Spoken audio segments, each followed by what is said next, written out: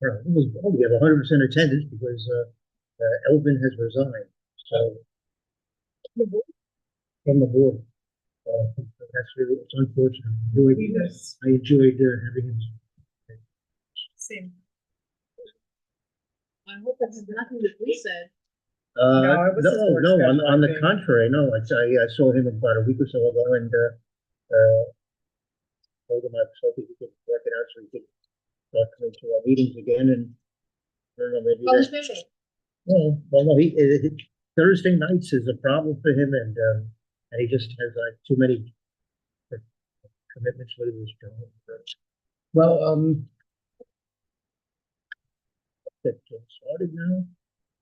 Okay, so we're going to call this meeting to order. Mr. Bennis, thank you again for taking minutes. So you can record this meeting to order at 7:09 p.m. Welcome everyone, those who were in the room with us and those who may be up in the internet distance. Welcome to this meeting of the Community Board's Health and Environment Committee. This is a particularly cozy meeting. We're in not in our regular meeting place, but this should work out just fine. So I'm joined by my assistant chair, Rosie Kamina, sitting next to us, our viable minute taker, Jacob Panis, Richard Ullman, Jody Herson, Heidi Guzman, and Carmen Paulino. Certainly,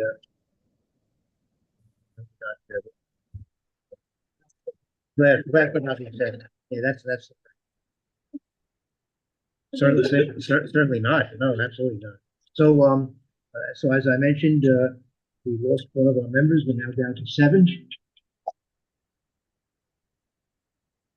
and which is good because then I don't have to worry in case we have a big dispute on the board and divided. We have a tie vote. Now we're back to having the odd number of people. Very. So, so let's begin. We have as usual a full agenda, and let's begin with a presentation that we've been talking about for the last few months from the New York State Attorney General's office, from Assistant Attorney General Channing Wistar Jones from the Environmental Protection Bureau about the public health threat of street pesticides in the northern Manhattan. Certainly a very important topic. Maybe not as important though as many of the other things that his office is involved in these days, which we can't get into because that's not appropriate for this meeting. But certainly, we're anxious to hear from him tonight. Is Dr. Evans joining you?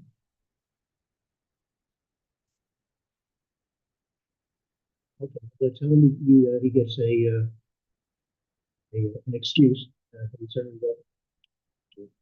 So, Channing, you want to take the floor? Slideshow is set up on so Well, yeah. we Should I share? Is it on the share the screen?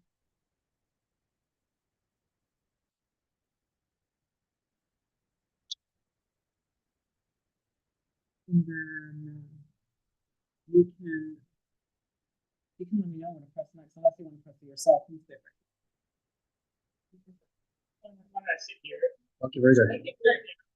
Yeah. Yeah. Okay. That's great. These tables. Yes. Standing. And then you can just Well,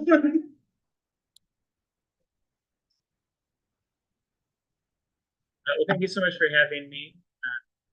My name again is Channing Wistar Jones. I am with the New York State Attorney General's office, and I'm an environmental attorney there. And Steve mentioned I'm here today to talk about illegal pesticides that are being sold on the street, really all around New York City, but especially in Upper Manhattan. And it's partially a law enforcement issue, which is how the Attorney General's office got involved. But I think more importantly, it's a public health issue. And that's why we launched a community outreach initiative around this issue. And so I'd like to talk about that as well. Well, let me just ask you, Dr. I see that Dr. Aponte has joined us. So for his benefit, can we say that this is also an issue in East Harlem? That I'm sure it is, but I can't verify that we've seen the products I'm going to be talking about sold on the street there specifically. Okay. I have seen, because I live in Central Harlem, I have seen street pesticides being sold in that area, but yeah, I can't say exactly. Okay, very good. But Dr. Aponte is still gonna pay attention, because this is still something, that could be cropping up in East Harlem as well. I think that's safe to say. So let's see, how do I bring up this? There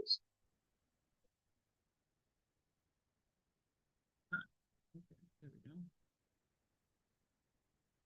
All right. We're gonna see that. I guess there. I guess. Okay. All right. There we go. Get rid of this.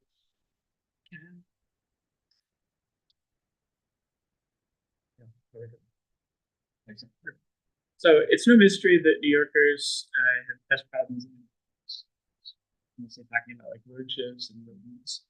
And residents can often very reasonably turn to pesticides to solve that problem, or to at least be part of solving that problem, especially if the landlord isn't taking care of it. But unfortunately, people too often turn to pesticides that are sold on the street to solve the problem, or to other unsafe pesticides.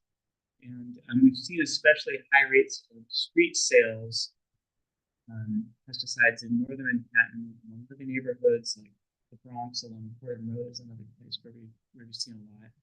And the New York City Poison Center, in fact, sees some highest rates of calls about pesticide exposure coming from northern Manhattan. We see a lot of these street sales.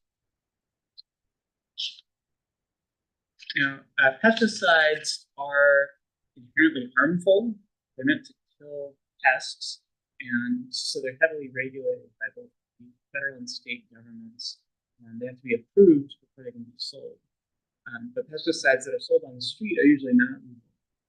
They contain substances that the Federal Environmental Protection Agency or the state of New York determined are too dangerous for people to use at home, where they can contain pesticides at concentrations that are too high to be safe, or maybe. And some of the most dangerous products that are sold on the street include some of the ones that are seen in this picture. Maybe the one we're most concerned about right now is what you see in these white bottles, the Sniper. It's a clear liquid that's used, usually it's the one to use it usually when dilutes it in a spray bottle and sprays it around a place where cockroaches have been seen. But it's very potent, quite effective, which is why people buy it. But it's also very dangerous and definitely not legal. Another common product we see is so-called Chinese chalk, which is in the lower left corner. It looks like just plain white chalk if you open the box. There's a big concern for children who might mistake it for sidewalk chalk or something to play with. And then another common one we see is Pesticitos, which is you can see it kind of in the upper left. It's usually sold in unlabeled packets or little tubes like this, and it looks like just kind of brown granules that again, a big concern is about children. That this is food, because it looks kind of grape nut cereal, honestly. But a child just it looks like it could be edible.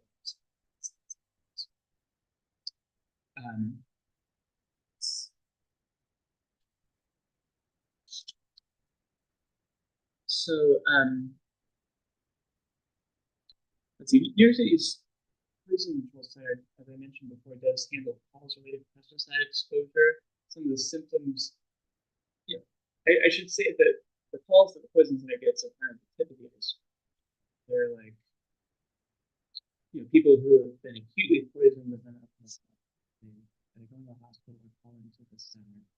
The types of symptoms you see: like eye, throat, nose irritation, headaches, dizziness, nausea, vomiting, convulsions or tremors, trouble breathing, or even loss of consciousness.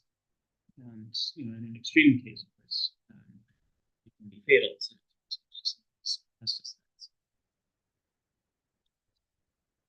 But there's also a concern about longer term exposure to these products. Like even if you don't say use enough at once to be poisoned immediately, or say like a child accidentally eats something to be poisoned immediately.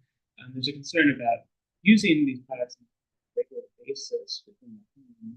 And I think like a lot of chemicals and other things that we've been using for a long time, we're now just kind of coming around to realize that having substances like this in the home are not good as a terms of regular exposure.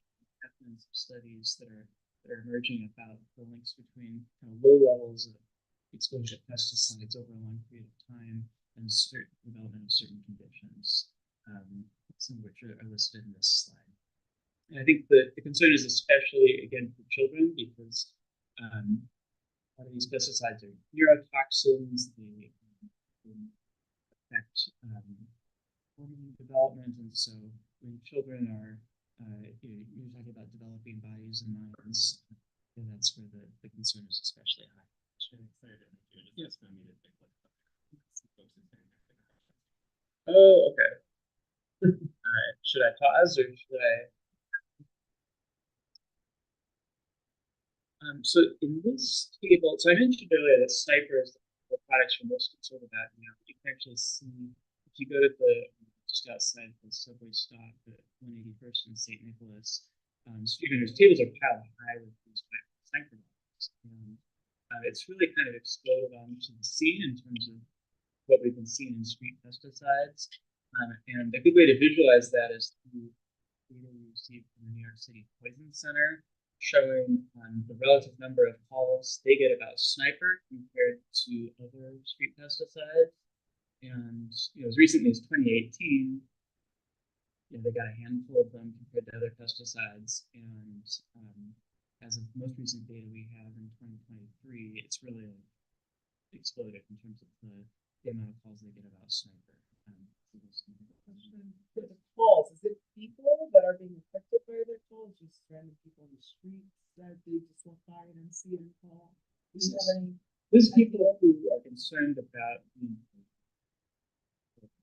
member, whoever they're with. So they People that probably Yeah. bought it. suffer some kind of effect. but it's also but this also includes if people go into the store,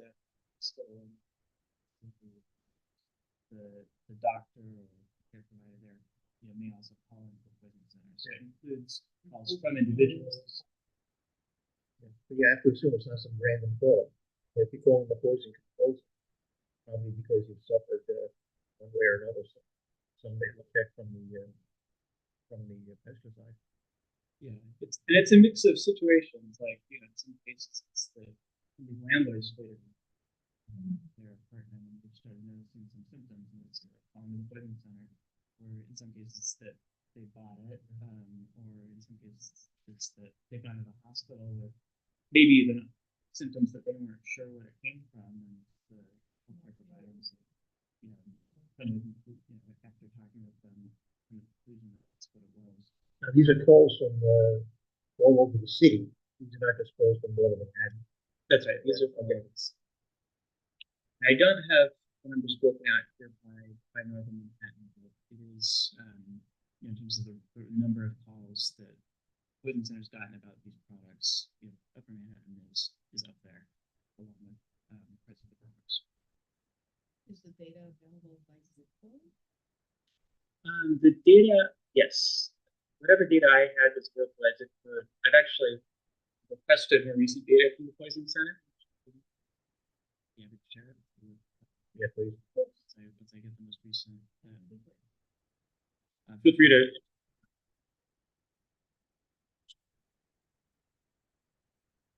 So just really briefly, to ensure that pesticides are reasonably safe for people to use, regulators like the Environmental Protection Agency approve pesticide products before they're sold. And if they approve a product, it's because they determine that it's not an overly dangerous substance, that it's sold at a safe concentration, and that there are adequate safety instructions. That's why if you go to like a hardware store, like brick and mortar stores to buy a pesticide, in most cases, it's going to be legal, and you can determine that because it has an EPA registration number on it with safety instructions. Maybe let's expand on that a little bit. Sure, yeah. Probably more from the environmental side, of the environmental side. I've been part of the last couple of decades, of being around most of the mainstream, which are very pesticides, and COVID, what's the difference between those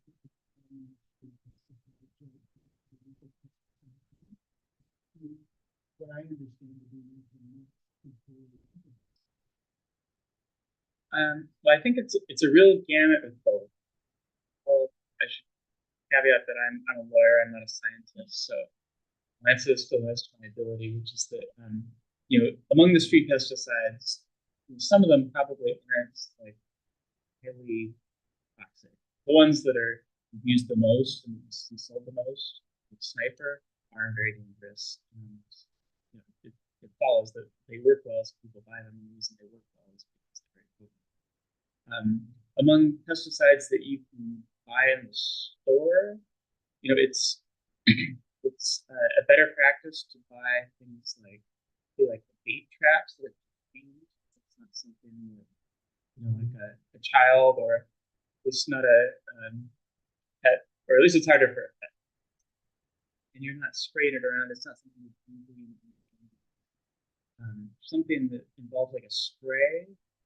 Even the ones that are legal, generally not a best practice to use the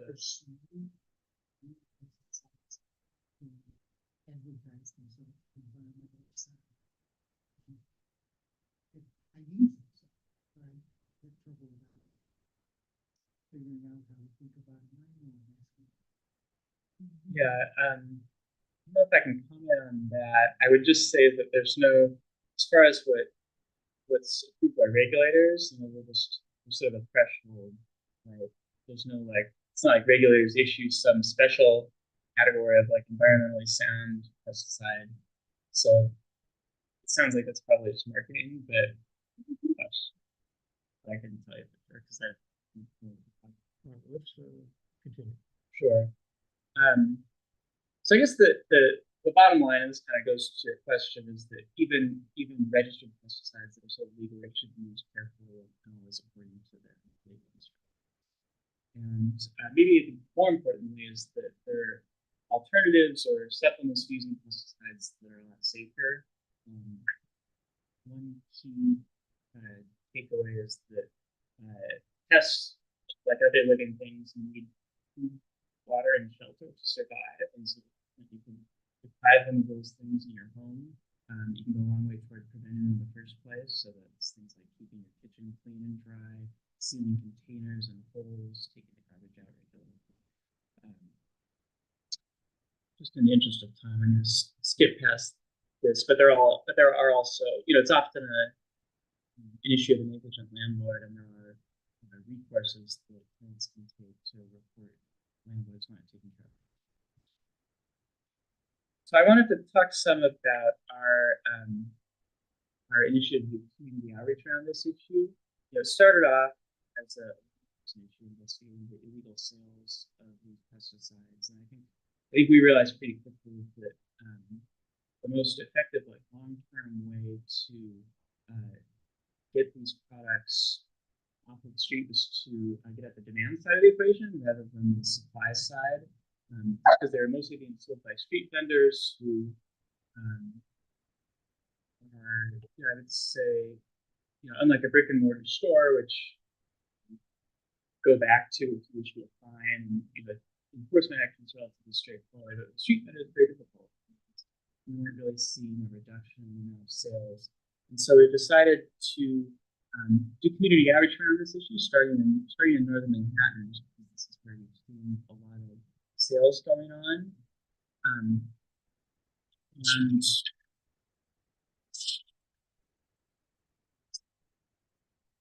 we started this process by doing listening sessions that were facilitated by different organizations here in the community with their members and constituents to learn about people's experience with both pests and pesticides. And we learned some really important things that have informed our outreach process.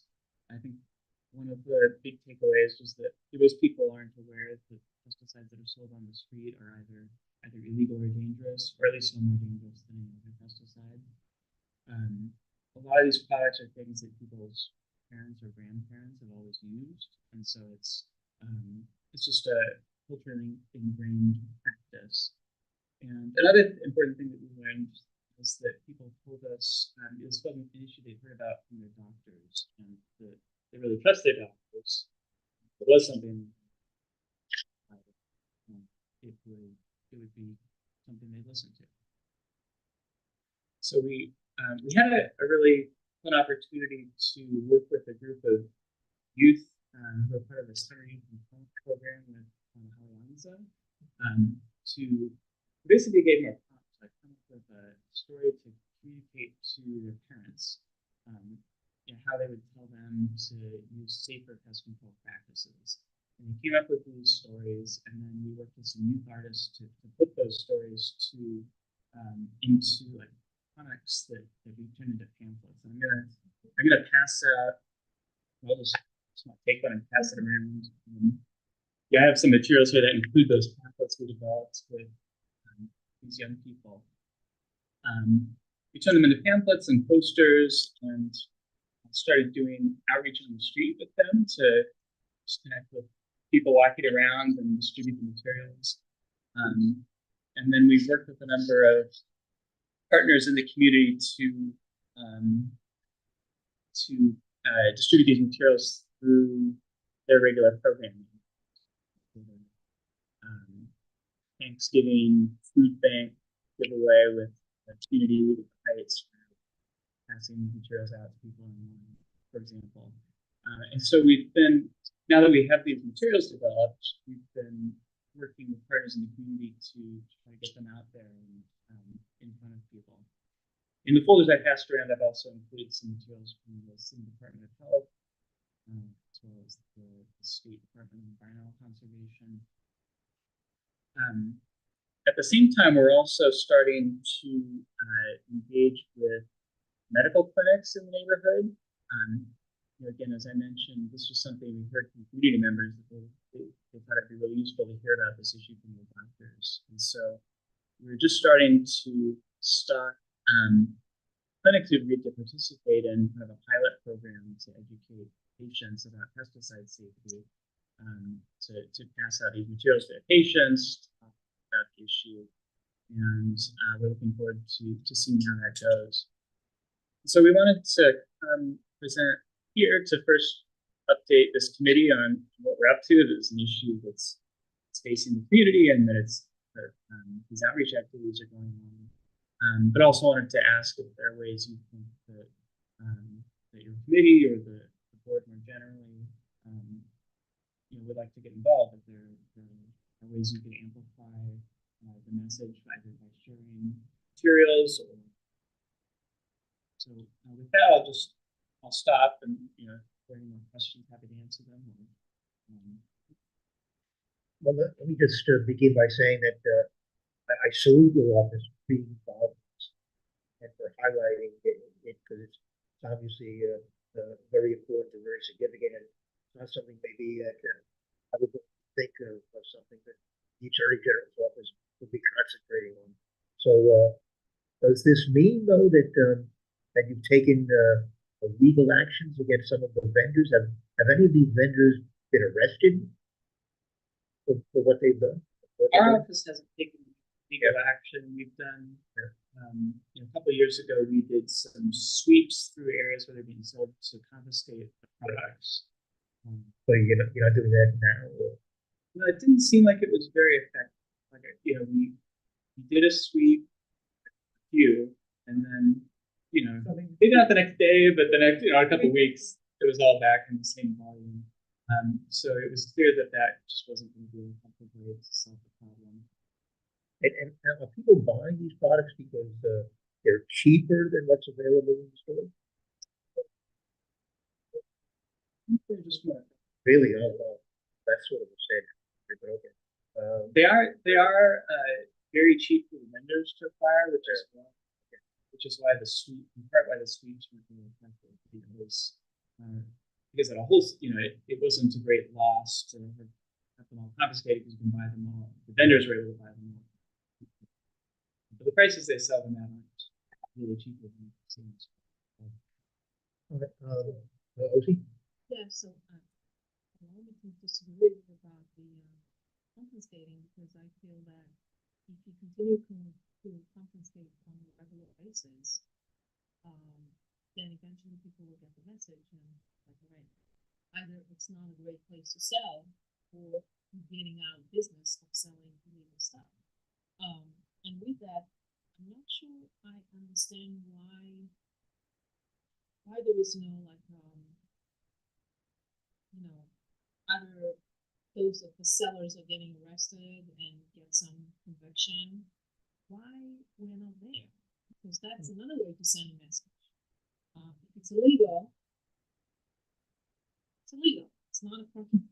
It's beyond that. And I think you have to go after the people who are actually it's holding these things. They're coming from seller distribution. from those selling. Are they coming from outside the country? Yes, they are. They are coming from the country. It's a good question. I can't really comment on that exactly, just because we're a law enforcement office. Right. But what I can say is that the street vendors, they're not the ones getting rich off of this, and we think that if we did take legal action against them individually, that you just I people, understand. or that you drive it underground. So The it's big fish. and so I will say that the big fish so far haven't been forthcoming. That is the hope is that if we can work upstream, that would be on. Comment? I believe that people purchase these things as a last resort, right? Because there's a lot of issues that can be and they're willing to do with it. So as a last resort, they go on and go the extreme battle. And I know Mr. Jake has been really great in dealing with like that and stuff like that. But isn't this really an issue also, or is there any action? Is there any outreach to landlords currently? How to like mitigate some of these like issues so that people aren't resorting to that? But I feel like people aren't just seeing numbers and then they're going by this, right? I feel like it's probably once it's not engaging that or something else, they're breaking that. So what's being done outside of like outreach to people themselves, but maybe to landlords or so that they're resolving these issues? And aside from calling 311, I feel like 311 is necessarily. It can be a frustrating process. Right. It's just like you call 311. I literally had a friend message me that her friend had rats and sent a video. It was recorded on her pet camera. And it was disgusting. It was like this big rat on top of the living room, like this thing. And she had to go to the city council to put it up. So like that is ridiculous, right? And it's just like, is there any outreach being done to landlords, anything, or anything else? It's another approach aside from people that Yeah, that's a really great question. There are enforcement efforts by our office for the city and local law 55, which requires landlords to address pest issues, among other sort of housing quality issues. And so there is an effort there to take enforcement action. It's hard, right? There's a lot of related violations, and there's so many attorneys and others who are working on it. So it's, I think we see it as sort of a double-pronged issue where it's about educating residents that they know what's safe and not safe, and also about trying to make sure that landlords are doing what they need to do. And I think there's no quick fix, but that's definitely equally, if not more important. Anyone else? Yes. That's the one. Julio Batista is,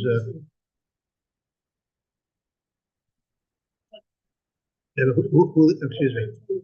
Could you identify who you are?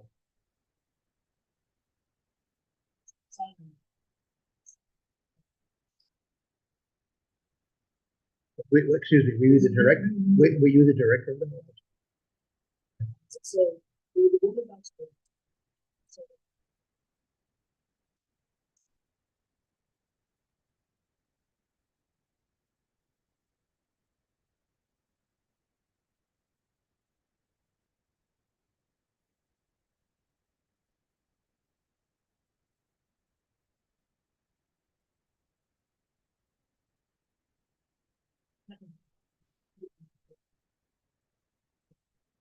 this issue of selling these, pesticides around for a very, very long time. And I sort of think that, if you go to the education, which I think something that's kind of, I also think that part of the solution is really the enforcement aspect of it, not at the, vendor level, but really at the, I think it's part of educating tenants, educating tenants associations, because, property owners are not, you have some good property owners who go out there and get a solution service and take care of these and build buildings that are not, you provide, whatever on the streets, it doesn't solve the problem, because maybe upstairs that's the problem. And once again, it's gonna come up to you. So I think it's educating really the tenants, their rights to have fuel by the property owner. And if you put it in terms of a monetary, solution where you're saving that person who's gonna buy the pesticide outside, he's gonna save the money because the property owner is not you. I think that, sending that sort of message, save money, save the land to do these things, I think it'll be helpful in terms of having, you could cure this.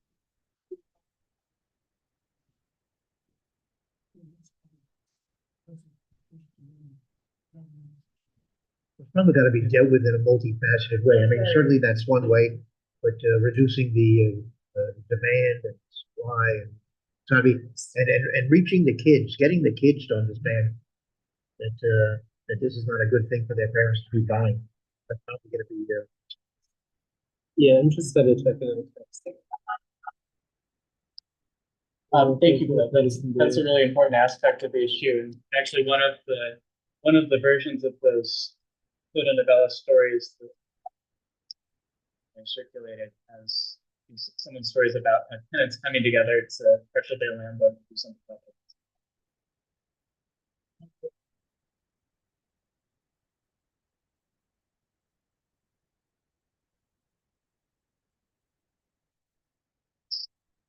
Good, John, yes.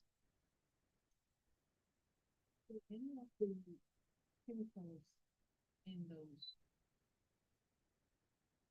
mix that have some half-life that are not as effective as candle or something that would just minimize the effect of chemicals poison after X number of days, months. I'm just trying to think about pesticides is the little one that's left out to do their job, losing the effectiveness because they are outside, they're out. Yeah. In terms of who's gonna get them, even if it's a kid that's throwing it in the trash, and then rubbing the eyes, getting some of the chemicals on them. Is there a half-life to use those chemicals?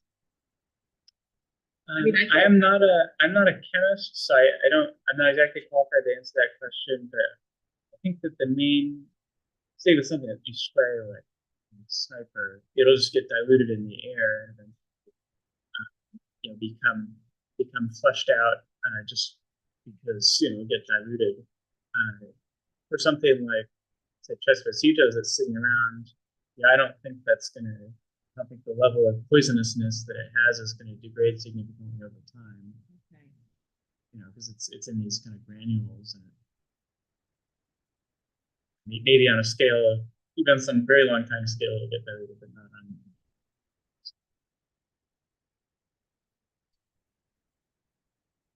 What happened to Jacob? Okay.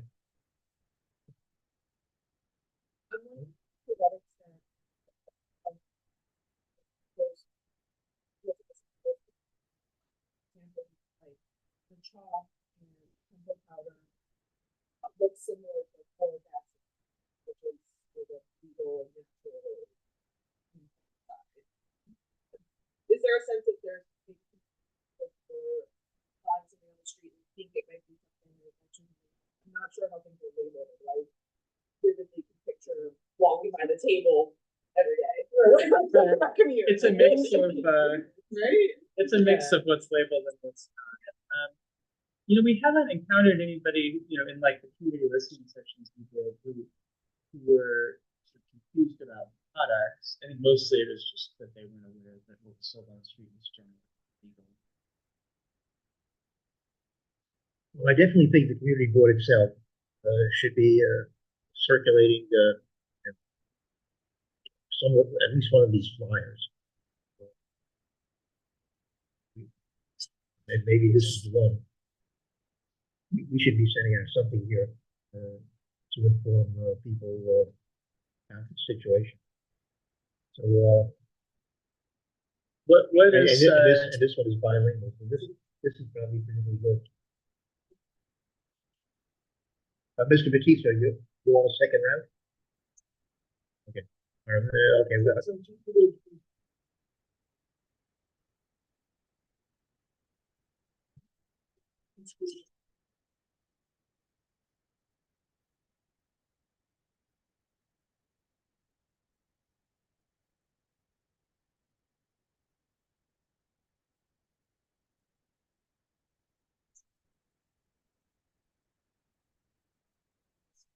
I have been talking.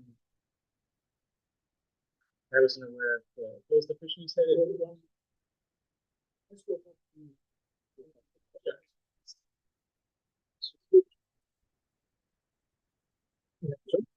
Very, very good suggestion. I mean, I would reach out to all of the local schools, but certainly those are two that should have a special interest in the supplement. It's really difficult, right? You wanna have some, you know, kids, so they recognize something, like, hey, I shouldn't touch that, or I saw this somewhere, you know, they should be able to say something and. Well, be aware. and while they're walking along the street with their parents or whoever, and say, well, no, that's not a good idea. You shouldn't follow that. I think youth can be very powerful ambassadors. Yeah, Yes. Especially on sort of environmental. yes. Listen, yeah. And I say, you know, who would also be good for this would be what? Hold on, but what's the school at 182nd Street? The Wheels Academy. Those kids would probably be really interested because they have an environmental group and they've taken an interest in these types of issues out on the streets within the school. And in fact, the woman who coordinates that group is somebody who used to work at WEAC, so she probably has a particular interest in this as well. Yeah, I think she's still there. Let me see if I can take that up for you. Yeah. So let's. I think we should stay in touch on this. I think this is a very good. This is a very good issue, and certainly is a worthwhile issue for us to be involved We in. asked the kids to post some of the flyers, not once, but every. Yes, yeah. So I can Yeah. like mail Yeah, I a think stock of materials if that would be. yes, yeah, you know.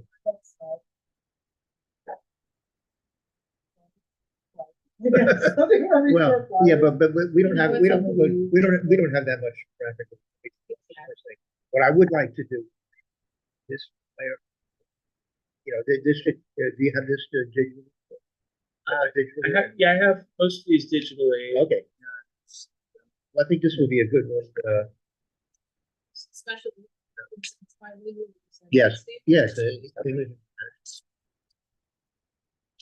could definitely share digital versions of these with you. Yeah, and then maybe, yes, yeah. Would it be helpful for me to send paper versions as well? Yeah, at our regular board meetings, yes. Yes.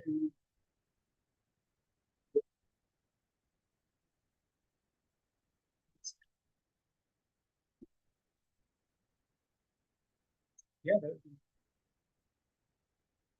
I can put that to you.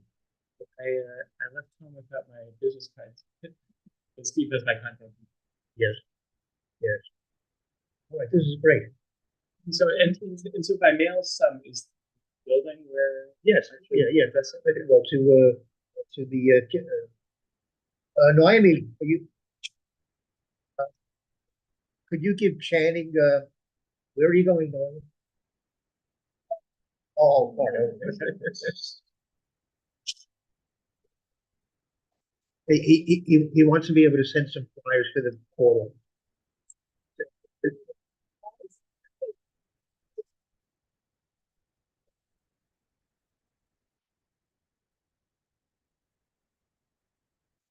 That's what I'm saying, is people put the less go.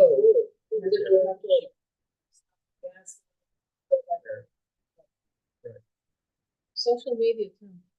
This is what I'm gonna do right now. Sorry. And we have some social media formatted versions. Okay, seriously. Yeah, I had an email a little while ago from Diane Ashley saying that she couldn't hear. And let me try something here.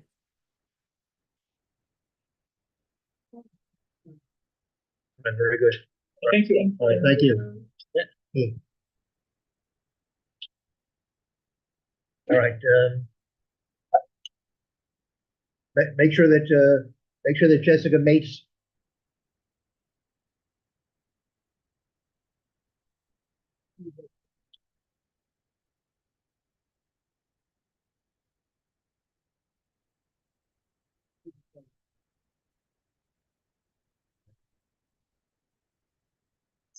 Oh.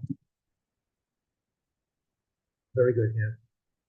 Channing, you'll make sure that Jessica Mates knows that that you followed through here, that we met with you? Okay, very good.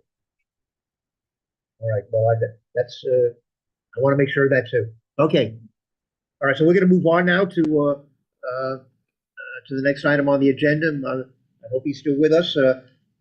Adam Aponte, MD, and the CEO of the East Harlem Council for Human Services, or Beacon Neighborhood Health Center, has a very important message to bring to us. Dr. Aponte, thank you for staying with us. Good evening. Can you all hear me? I can hear you fine, yes. All right. We did have trouble hearing your last presenter, and I do want to apologize in advance. I only have a short time, but perhaps I can encapsulate my remarks in the next few minutes, and maybe I'll come back for Q&A if necessary. So thank you for inviting me in. Again, my name is Dr. Adam Aponte. I am the CEO for the East Harlem Council for Human Services. It's an organization based in East Harlem, 60-year-old organization. We run several programs out of that organization, one of which is the Borinquen Neighborhood Health Center. It is a federally qualified health center. I hope you're all familiar with FQHCs, but we are a HRSA-funded program that basically is a safety net. We've been running that organization in East Harlem for over 50 years. It is a full-service primary and preventive care organization that provides everything from that I described from womb to tomb. So prenatal care, pediatrics, adult medicine, women's health, dental services, behavioral health, pharmacy. We have select specialty based upon the needs of the community. We do care management. We do health navigation. It is a one-stop shop for patients who, and basically what we try to do is help patients navigate this very complicated healthcare system. We've been serving the East Harlem community, for, as I said, for over 50 years as a health center. I've been the CEO there now for just over a year. I'm an East Harlem native, born and raised in East Harlem. I'm a pediatrician by education. And as I sit here as a CEO, I think about, what other communities can use the services that we provide. And we look at Washington Heights because Washington Heights has it's a very similar community to East Harlem, right? I think for those of you in the room know, and New Yorkers know, that East Harlem is predominantly Puerto Rican community, although it's very mixed nowadays. We're a fully bilingual, bicultural organization. And as we look at other communities that have significant need, we look to Washington Heights and found that indeed Washington Heights has significant need. When you look at the health disparities, when you look at the health inequities, when you look at the access to care, and when you look at the availability of organizations such as ours, there are only 2 such FQHCs in Washington Heights. One is CHN, that's on 159th Street, and one is Ryan Center, which is on 181st. Both pretty small operations there. And so we've been looking to see what we can do to help serve that community. Really have been on a listening tour, talking to a lot of folks there, and met with the elected officials, including Carmen de la Rosa, Manny de los Santos, Robert Jackson, and Congressmember Espaillat, and have shared our desires to try to help out that community. We are very familiar with Somos Care, and we know the network that they've provided. Our work is a little different in that, we see anybody who walks through our door, regardless of their ability to pay, regardless of their immigration status. We have a sliding fee scale that, depending on your level of income, you might get care with us free of charge. And that is an obligation that we have. And so that's a little bit different. And again, we really offer a one-stop shop when it comes to healthcare provision. And so this is something that, we feel that we would like to offer to the Washington Heights community. So we've started to explore this opportunity.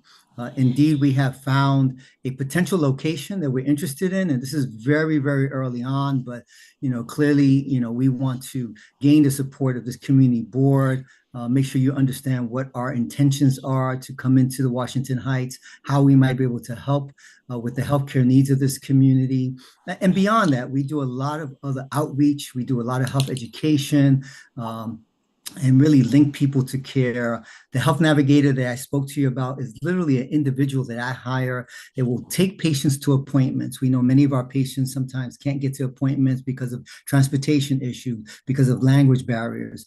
And so I hire a staff member that literally takes them in an Uber that I pay for, takes them to the specialist. Let's say they have to see a cardiologist, ensures that they get there, gets all the clinical information to that cardiologist, brings the patient back to the health center with all the information from that specialist to ensure, the closing of that loop. And those are the things that we do that are very unique to a community health center such as ours. And so we're very interested in that community. We found a spot, as I said, on 181st Street, around the corner from the Radio Hotel, the Radio Tower that's opening up on 500 West 181st. We've been in discussion with the developers there. They have an interesting space. The developers there actually have experience working with health centers. For those of you who are familiar with that Radio Tower, they already have one tenant, a cancer center, that's going to be coming into that space. So we think a FQHC with the pharmacy that we would bring. And by the way, we have a pharmacy that's called a retail pharmacy, but it also has what's called a 340B program. If you're familiar with that program, it is a program that allows us to buy drugs directly from the manufacturer at cost. And then we sort of extend that savings to the consumer. So the consumer is paying at cost with a very small margin on that drug. So compared to what they might pay in a retail pharmacy, if they don't have insurance, they would pay for that at a very small margin for us. And for some individuals, it could be $2, $3, $4, $5 for medications. And so again, increasing the access and availability to those medications. And so that's really, I can definitely go into a lot more detail around this, but the services that we provide, again, are focused on primary and preventive care services, and those would be women's health, prenatal care, pediatrics, adult medicine, behavioral health, dental services, care management. And then as we grow and as we get experience in the community, as we identify the specialty needs there or the lack of access to specialists, we sometimes incorporate some of those specialists. At our health center in East Harlem, for example, I have a cardiologist because of the cardiovascular disease and hypertension in that community. I have a podiatrist. I have an optometrist.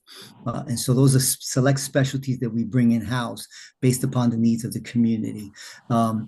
So I'll pause there again because I'm a little short on time, and certainly I welcome the opportunity to come back and give you sort of a more full presentation about what we do. We're very experienced at this, and again, the reason we think that Washington Heights makes sense is because of the experience that we have in East Harlem with a very similar bilingual, bicultural. We get our community, we understand them, we understand their challenges.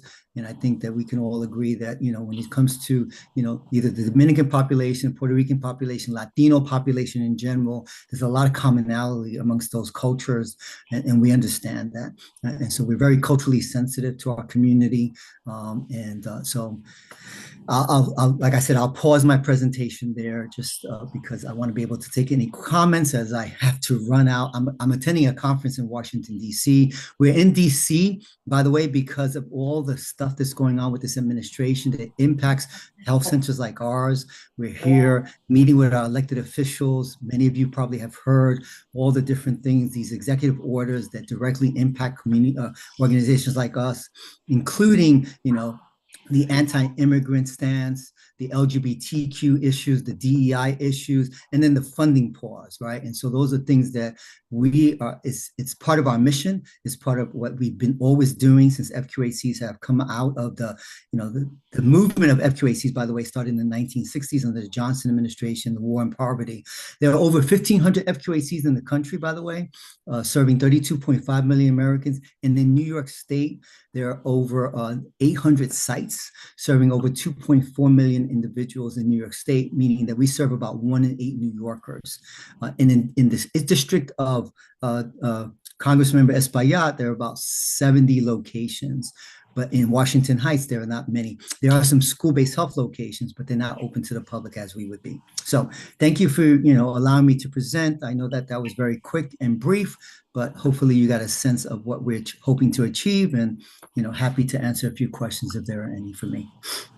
Number one, let me just say this committee, I think it's easy to speak on behalf of everyone here. We would welcome more health facilities at your level, especially coming into our community and helping to,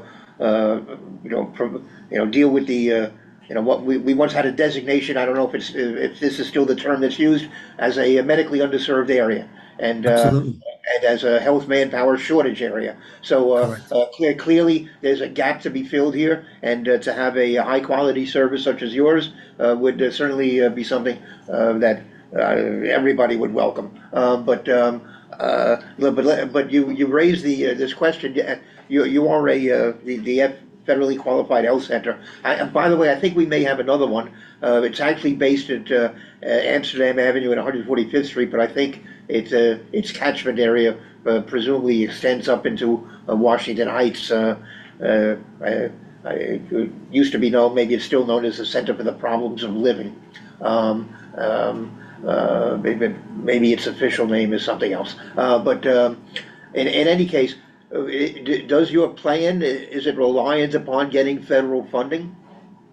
Not so much. I mean, we do get some federal funding, but the funding they give us is operational funding, which really is trivial compared to the operating budget of an organization like this and a center like this. The biggest issue for us now is capital dollars and sort of raising the capital necessary to create the center. So we're looking at a 23,000 square foot facility, taking 2 floors of this radio tower. And, you know, the purchase price of that, you know, full disclosure, this project would be about $15 million for us to get up and running. We've had some great conversations with Carmen de la Rosa and Manny and Espaillat, and they're looking to see what they can do to help fund that. The rest of that, we would sort of look to new market tax credits to raise funding. So we're in the midst of creating a capital campaign to raise the funds. We think that we have good opportunities to raise those funds. There's a lot of interest and support. And so, that's going to be the major hurdle for us, not so much federal funding. We did put in what's called a new access point application to open a health center. If we were to get that funding, it would just be a small operational grant that they give us that, it's not significant enough that it would make or break us going forward. So we're not relying on that per se. We rely on Medicaid revenues, right? We rely on revenues from patient care services, and that's what really would help to sustain us. And certainly we know that we can do well in a community like Washington Heights. And so. And would you have a backup hospital in the event something happens at the center? Wouldn't you need to have some kind of a backup? Yeah, so we would look to develop a collaborative arrangement with Columbia. I mean, they are the hospital in the community, yes, right. And we would start some dialogue with them regarding being a backup facility to us, because we do have in East Harlem, for example, I have arrangements with both Mount Sinai and Metropolitan Hospitals as backup facilities for emergency, and so we would explore similar conversations with Columbia. Right. Mm-hmm. Okay, well, I assume that's doable. I'm not Columbia, but well, you're the hospital. New York Presbyterian. Well, yeah, but they would, well, you're New York Presbyterian / Columbia. So we presume that we have. Yes, that's what I meant. I'm sorry. Yes, that's absolutely. Okay. That's all right. Don't worry about it. But we have a representative from the hospital here in the room. So we assume that's that's something that should be workable. I don't see why they would not want to work with us. Yes. Yeah. Right. And the other thing is, one of the problems we found during COVID was that there was a lot of vaccine resistance in parts of our community. We had relative to the rest of Manhattan, relative to the rest of the city, we had fairly low vaccination rates. Does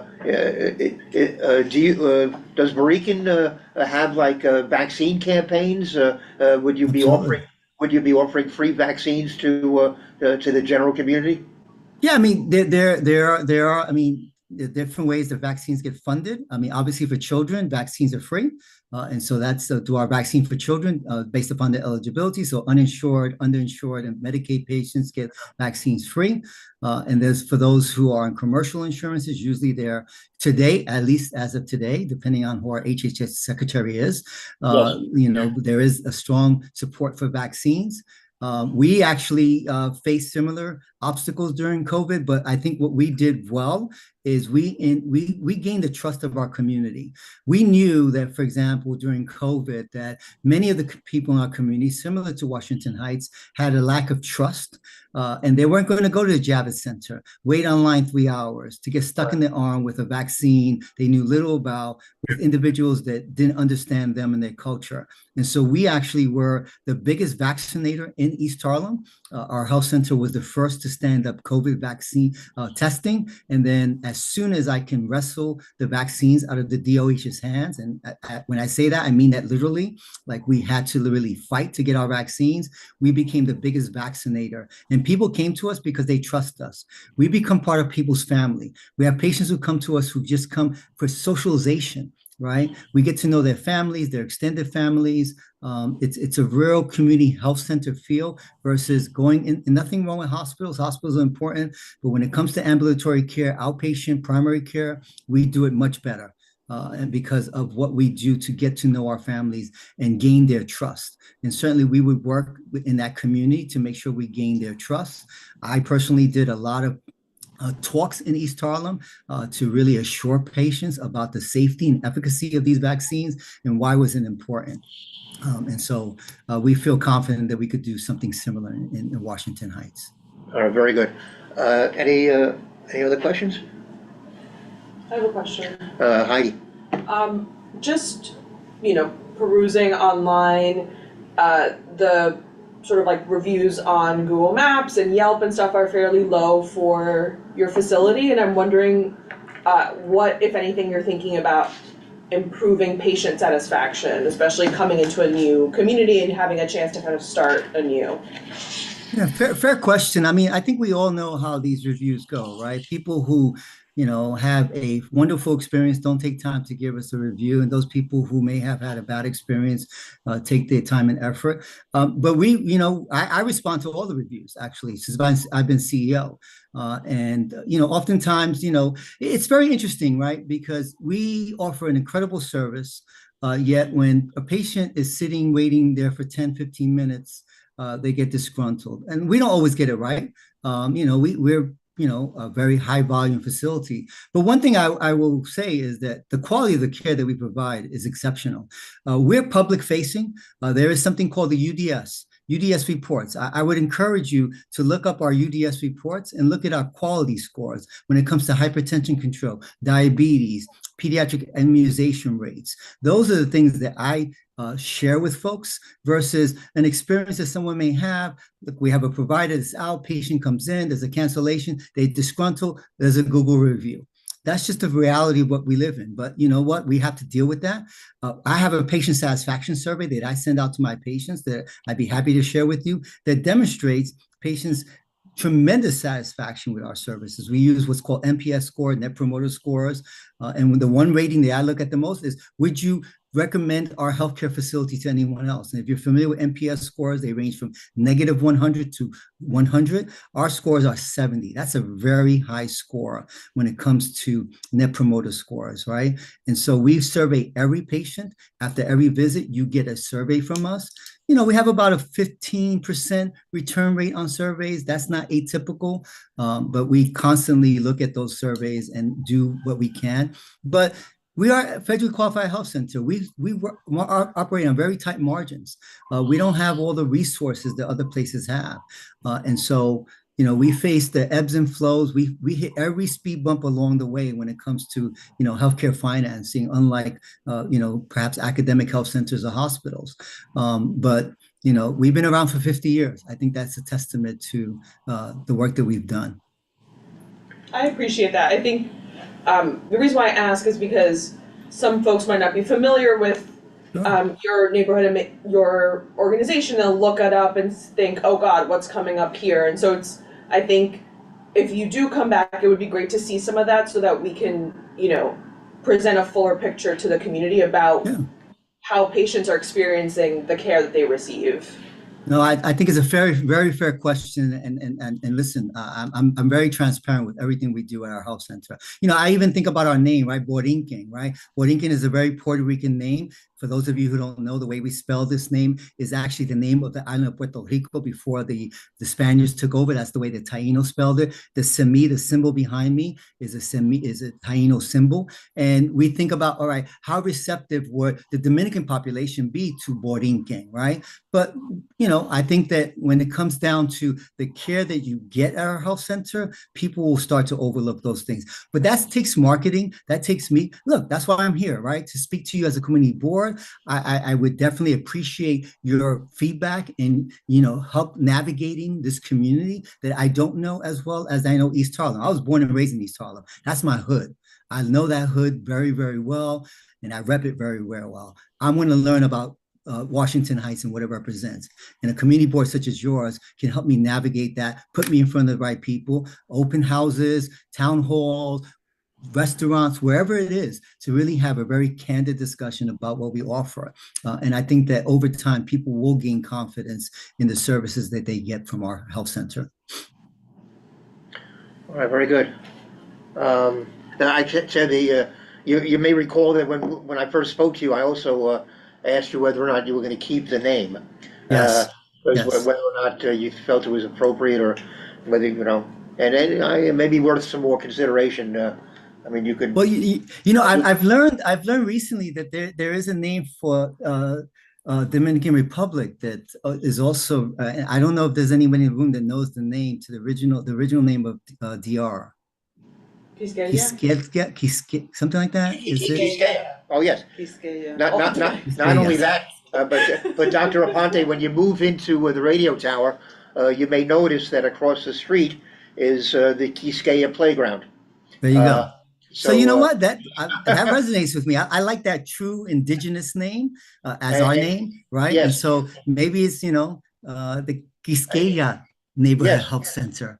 Yeah. We're yeah, not yeah. opposed to that. By the way, our corporate name is East Harlem Council for Human Services. Borinquen Right. Neighborhood Health Center is the name Right. of our FQHC in 123rd and 3rd. It doesn't Right. mean that goes over to that.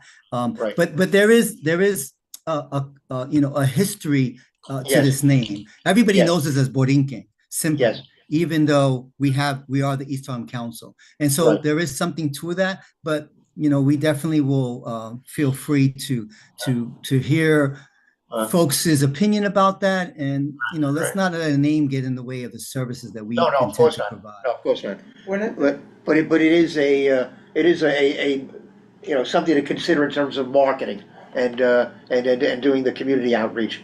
And if you choose to call yourself the Quisqueya Health Center, you can have a Borinquen Neighborhood Health Center in a smaller type, an affiliate of the Borinquen Neighborhood Health Center, whatever. But that's your decision, not ours. Carmen. I'm not sure if this was mentioned at the beginning. When were you looking to come and open up this center in Washington Heights? Yeah, so Carmen, this is a 2-3 year project, right? This is acquisition of it's acquisition of property, right? That's first and foremost. Build out, and then equipment, right? So even if I got the full green light today, we're talking at least 2 years out. Oh, sure. But we got to plant those seeds now, because there's no way you can do it any faster than we intend to do it. And so, Did you say that you're buying the property? our intention is to buy it. Yeah, they've condoed each of those floors in the radio tower. And so our hope is to buy. We rather own than lease. This way we can control, and there's some benefits to us in terms of new market tax credits and rate basing that occurs with the purchase. Oh, I didn't realize that they had structured it as a condo. Yeah. All right, very good. All right, well, Dr. Aponte, thank you so much. I really appreciate your time, and I'm happy to come back and really flesh out more detail. Absolutely, yes. I have folks waiting for me downstairs, but this was worth the time and effort, and I appreciate it. And apparently one of them is named Diego, but certainly we would welcome you back whenever you're at a point where you can give us an update and let us know how the plan is coming along, and I intend to talk to Carmen, and did you say you're also talking to Manny about Manny has both Carmen and Manny have come to visit our health center in East Harlem, and they were very impressed with the service. I welcome any of your board members there to come and visit us. I think you'd be very pleasantly surprised by what we put together in terms of our facility. I think we should take you up on that offer. Yeah. Anytime. Okay, you have very my good. email. Yes. I welcome you. I love when people, my building tells the story better than I tell the story. Yeah. Well, you told a pretty good story. All right. So we'll be in touch, and this could be the start of a beautiful relationship. I hope so. I look forward to it. Thank you all very much. Have a great evening. All right. Same to you. All right. Very good. That was, this could be very interesting. It could be a very significant development for healthcare. So she's always with. Go Pauline Ferrante. But before I call Pauline, I'm giving you a little bit of a heads up. So the latest statistics on COVID-19 for our community, last couple of months, the numbers were incredibly low, and in some cases weren't even measurable in some of our zip codes. Yay. However, however, this latest report covering the period between December 27th and January the 23rd, the hospitalization rate per 100,000 in zip codes 32 and 40 were significant. They suddenly jumped way up. In zip code 32, 12.7 hospitalizations per 100,000. Zip code 40, 11.4 per 100,000. And yet in the other two zip codes, 33 and 34, once again, de minimis, hardly measurable. Somehow people were much better off during this period in those two zip codes. Total number of cases since we last met on January 2nd, there have been 249 additional COVID cases in throughout the 4 zip codes. Each zip code had an increase of some amount, and 1 additional death since we last met. I think that was in zip code 33. That's where, so COVID is still with us. I mean, you know, people may say it's the pandemic is over, but it's yes, that additional death was in zip code 33. Pauline. Good evening, everyone. Yeah, go ahead. So I'm going to share the weekly influenza and RSV surveillance report. And as Steve, you just mentioned, we are seeing increased rates of flu as well, influenza A. As you can see, this red line spiked dramatically. And this was week ending January 25th. So, you know, of course, we just want people to remember that they should stay home if they're not feeling well. Really, if you're in crowded spaces, the subways are getting a little bit more crowded as the days go by. You know, really take those precautions to protect yourself and to protect other folks. So as you can look through this, you will see that we are seeing, you know, influenza A. And then interestingly, RSV went down, but we are seeing a lot more of the influenza cases. So this is the RSV line. So it has been steadily decreasing. But again, we just want to make sure people take care of their health, that you are, you know, just monitoring how you're feeling, but also taking those precautions when you're out and about during the day. That's my update for flu and RSV. And then our Healthy Homes team actually has a bunch of trainings. I'm going to email this to you, Steve, so you can share with the larger community board. But we have they have a bunch of workshops coming up. So, and our Healthy Home teams works with you know, families where children test for high levels of lead, where that is a diagnosis that is reportable directly to the health department. And our Healthy Homes team will reach out to the family and ask if they would like our assistance throughout the time, where we can offer advice on how to lead proof the home, and then also work with the family as the child, you know, gets those lead levels back down to a normal level. So it's really important that, you know, people with small children know about how to prevent lead poisoning in their house. So these are just some of the workshops that are available. So I'll send that to everybody via Steve. And then those are all my updates, but I'm happy to take any questions.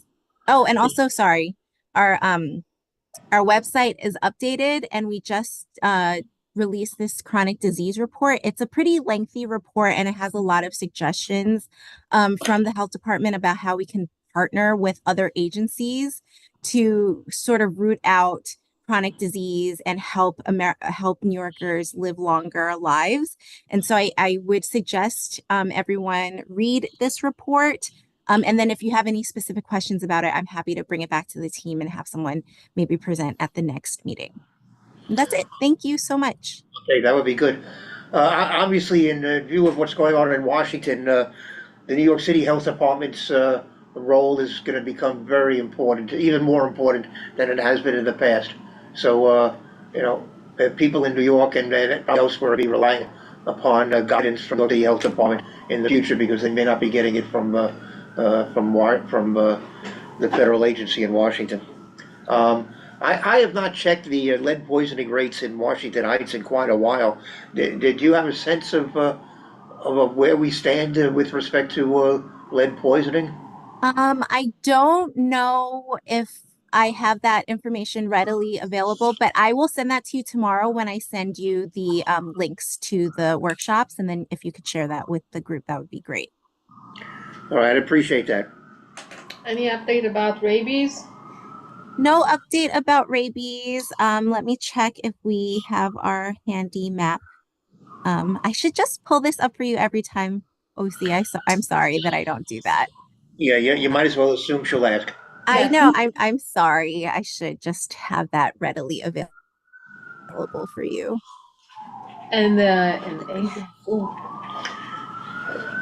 Yeah, well, we don't have any cases in New York of, Avian flu, right? of the bird flu.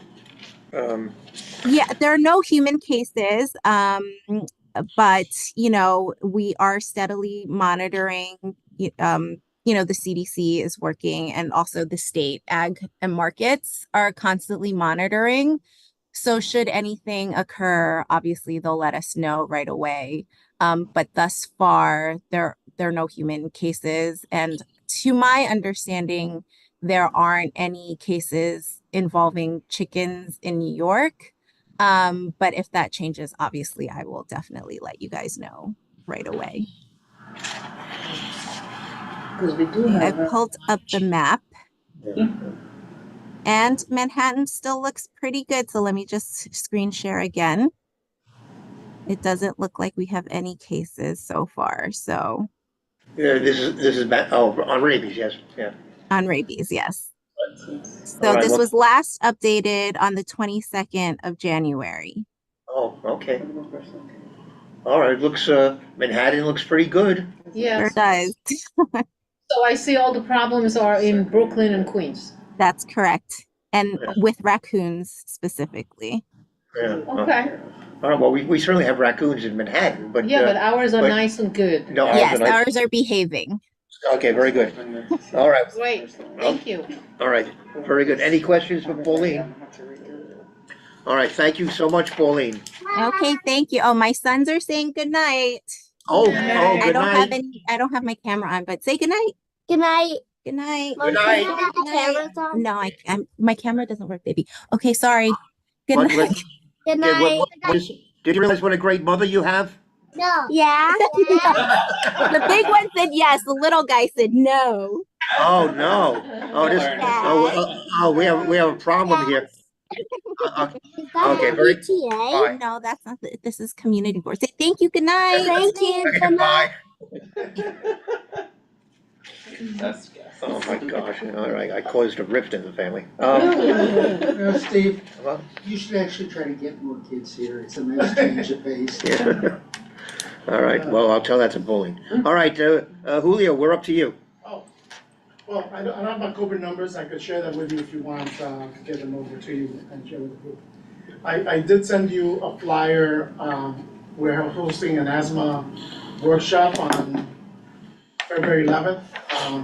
So if not, I could share that again. I gave it also to, I sent it over to Ebenezer to share with the board and to the community at large. Is that virtual or is that only in person? It's virtual. It's a webinar. And it's during the day, do you know the time? It's at 5:30. 5:30. And it's by, At a specific time, it is a presentation. We could arrange something for any other group that would want one specifically, but this is, it's for community-wide, so we're happy to do that. Did we get a flyer via email? I'm trying to. yeah, I think he sent one to me. I'll send it around. He sent it to me, yeah. Okay. No, but you're asking if it went out to the board? Oh. Yeah. Yeah, I'm not sure if Belize sent it out yet, Yeah. in general. The other thing I want to just give you an update is on the Broadway building, because I know it came one time, it's a long time ago. So all the scaffolding has been, protective barriers have been placed on the Broadway property, which is 169 to 170th Street. So demolition has started there. It's gonna be done in 3 phases. So you have the Christidi sides, which is 170th, you have the storefronts along Broadway, and then on 169th Street, you have the tenement building. Yeah. So, so the first phase is gonna be Christidi's. They started doing the interior some time ago. Everything should come down by March, at the end of March. Then they'll proceed to the storefronts along Broadway, and that should all come down by May. And then the tenement building, the corner building, 169th Street, that should come down by June, by the end of June. So by the end of June, The whole site will be cleared. the whole site will be demolished. After that is done, we will then turn over the property over to Columbia University, who will then proceed to develop that site. And the And all- location is that ground floor will be, again, storefronts, retail space, and above will be sort of dormitory housing as for the medical students. So that's what the plan is. I believe Columbia, when that time comes in terms of what the actual structure will look like, I assume they will make, an appointment and present that to the board. So, and is Columbia gonna be ready to start construction in June or so, or as soon as you're finished with demolition? That is a question we have to ask Columbia. Yeah. I'm not quite certain what their timeframe is, on whether, I assume that the design of the building will probably remain the same as what was presented a few years ago. I don't think that's gonna change very much.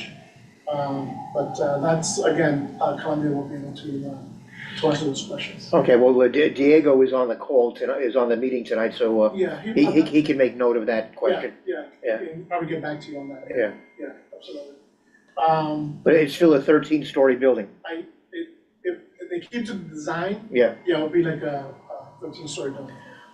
and would you know whether the people across the street in Woodrow Court have been alerted? Have they been told what the schedule is for demolition now? Yeah, so I've been in touch with the president there, John, Okay, great. and I've been in touch with him throughout the process. I Okay, informed them when we had a conversation with the vendors okay, to let them know that this was coming. I informed them of the schedule in terms of, they're gonna get some noises because Right. of the scaffolding that's gonna go up in the shed. right. And he has a schedule in terms of the work that's gonna be taking place at that location. And then you have tenants yourselves in other New York Presbyterian buildings surrounding that site? Yeah. On Across the street. 169th Street, on 170th Street? Yeah, so we have And- 600 West 169th. Yeah, They've also been informed that these, Right. what's taking place there. So they make Right. sort of awareness of it. and then the people are also on 170th? Yeah, the building next door, yeah. We're gonna come back on Monday, on Monday, March 3rd, we're gonna come to the board, to the Traffic and Transportation Committee, and gonna give them an update in terms of what's happening with the building on 165th Street, which is the Beacon Cancer Plus building. As you know, that's gonna be a state-of-the-art outpatient care cancer center. Demolition has taken place there right now. A lot of it's taking place indoors, inside. Some of the facade around the enclosed areas are also taking place. So we're gonna come back on Monday, the March 3rd, to provide an update in terms of traffic mitigation. Oh, okay. What sort of the plan looks like, and also sort of that schedule in terms of when we anticipate the entire site to be ready for the foundation to be poured, and, sort of the schedule of when construction itself will start. All right, well, it'd be good, maybe, we meet a few nights later, so you'd be able to fill us in on what was reported at that meeting, because Absolutely, we certainly have an interest in that, in the construction of that building as well. yeah.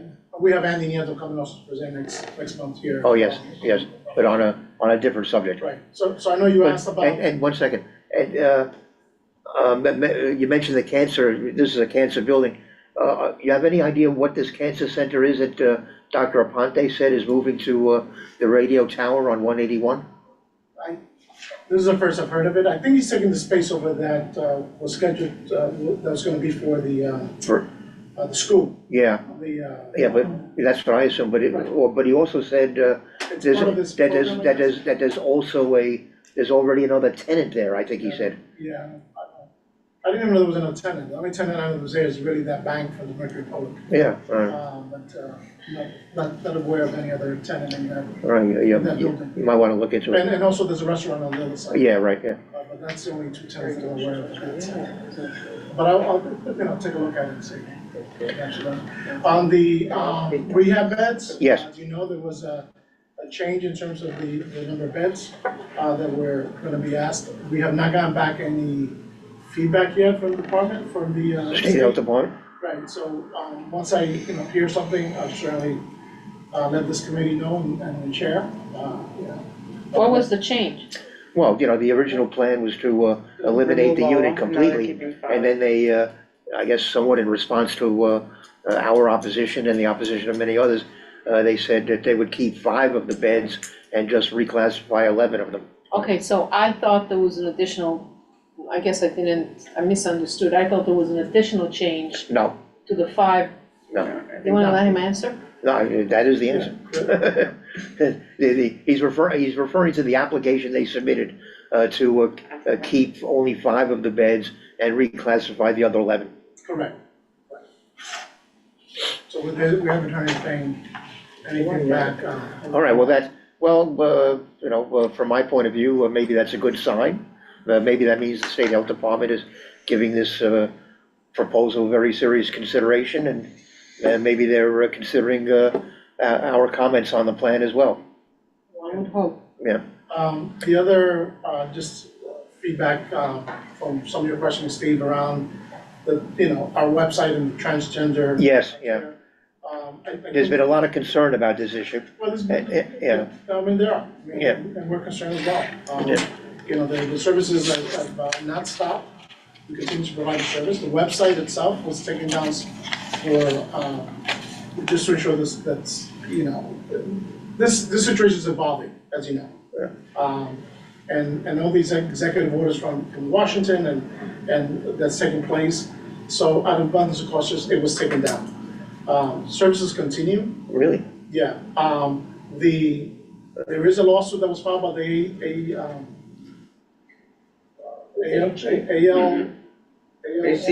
ACLU. Okay. So we're closely also monitoring that as well. And, it's really, at this point, the situation is really very fluid. So the website was changed, but the service is still being provided? Yeah. Oh, We that's- still have our patients, yeah. We still see our patients. So and we're talking now about, I think, kids under the age of 19. Right. So they're still receiving that service? Yeah.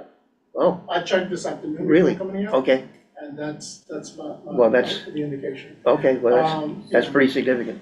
Now, I know, and I continue to bear in mind that, this committee was very forceful in terms of, the bringing back the psych beds at the Allen Hospital. Oh, yes. We continue to, I continue to, know that's your interest. So next month, when I let you know what's going on with the demolition of the cancer building, Right. or the answer to it, say, I'll give you an update in terms of what the schedule is of opening those beds at the Allen Hospital.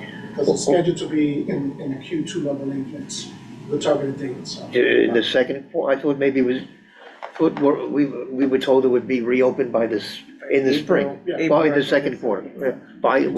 Was it by April?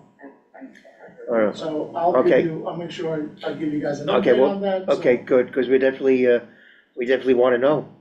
I'm sure you do. Yeah. All right. Just ask you a quick question. Yeah. I'm dying to know. and I'm No, sure- please, no, don't talk like that.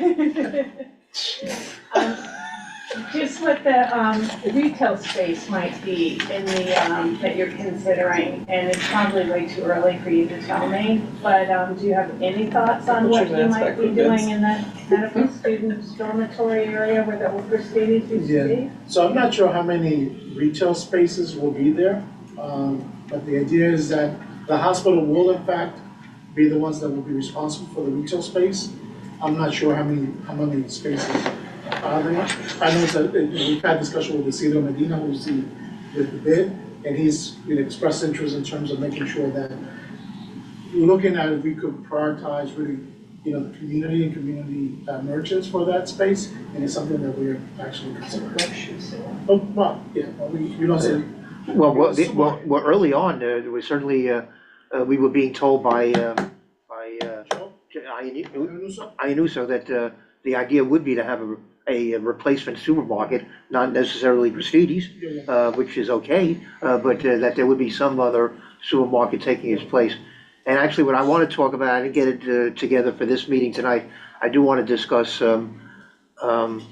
asking the hospital and Columbia to use one of those spaces as an employment center for people in the community, to have a place where they can go centrally located to seek a job in the medical center.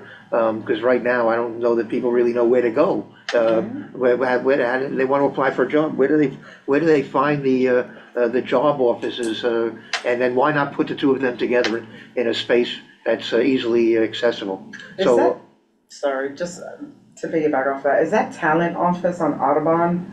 Is that like an actual HR space or for talent applications? Well, that's. On that's- 166, I think it is, or Yeah, 167 that in where the Audubon? old Tropicana restaurant, I think, used to be, and, well, so, Or it just says talent office or Yeah, something, yeah. yeah. so what is that? so that, it's really more of an internal sort of, for employees and Oh, for. talent development and it's not really, For the HR applications office, or anything no, like the that, HR okay. office is really located at the, what we call the Harkins Pavilion, which is at 100, between 168 and 169, right across from the nursing hospital.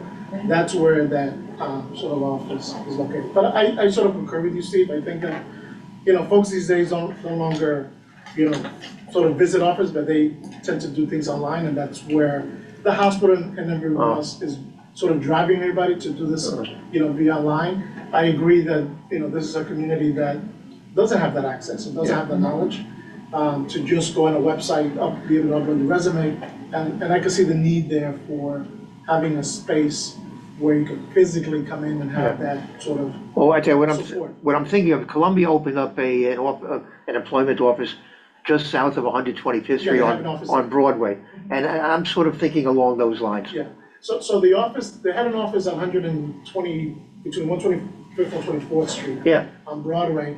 I think that, and they had it there for a long time. Oh, it's no longer there? No, they had it there for a long time, but it's also was sort of additionally staffed through the Manhattanville, Community Benefits Agreement.